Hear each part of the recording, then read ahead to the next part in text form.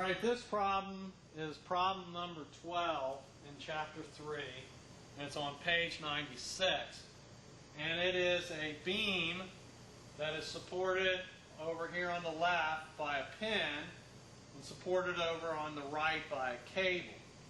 Now, as far as the free body diagram goes, you already know that a pin can be represented by two forces, one perpendicular, one parallel to the support.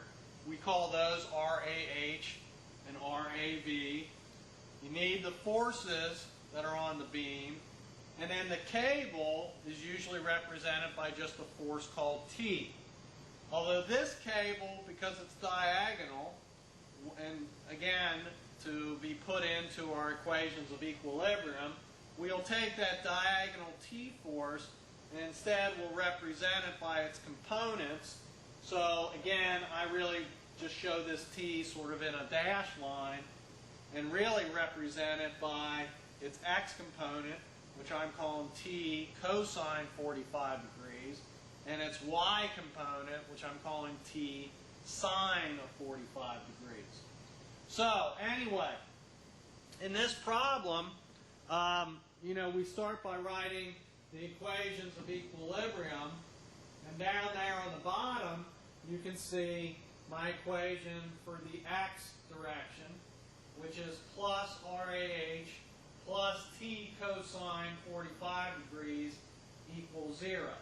Now, of course, I'm not ready to solve that equation, but do notice that the signs for both RAH and T cosine 45 degrees are positive because in my free body, those are both shown going to the right. Now, if I pan over, you will see the y equation up there on the top, and that should say plus RAV minus 20 kips minus 5 kips plus T sine 45 degrees equals 0.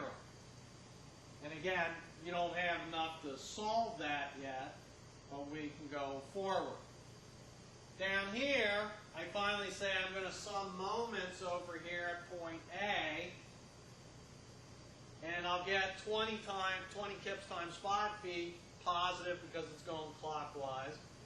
5 kips times 9 feet positive because it's going clockwise about point A. And then minus T sine 45 degrees times 13 feet negative here because that's going counterclockwise equals 0. I solve for that, and when I solve for that, I will find out that my T force is 15.77 kips. Now again, that's the T force that I solve for. It's not T cosine 45. That's the nice thing about breaking it down by cosines and sines, is it lets you solve for that T force. I can then take this T force of 15.77 kips and put it in this y equation, and now the only unknown that I have is RAV. And when I solve for RAV, you're going to find out that RAV is 13.85 kips. Again, positive there. It comes out positive. It means it was acting in the right direction. I can also drop my answer for T down into the x equation over here. And now you can see with T being 15.77, so this really becomes RH plus 15.7 cosine of 45. I can solve for RAH, and when you do this, you'll notice that RAH comes out to a negative 11.15 kips. Now, why did that come out negative? Well, it comes out negative because RAH can't act in the same direction that the x component of T acts in. T does act this way. T was positive. It does act this way.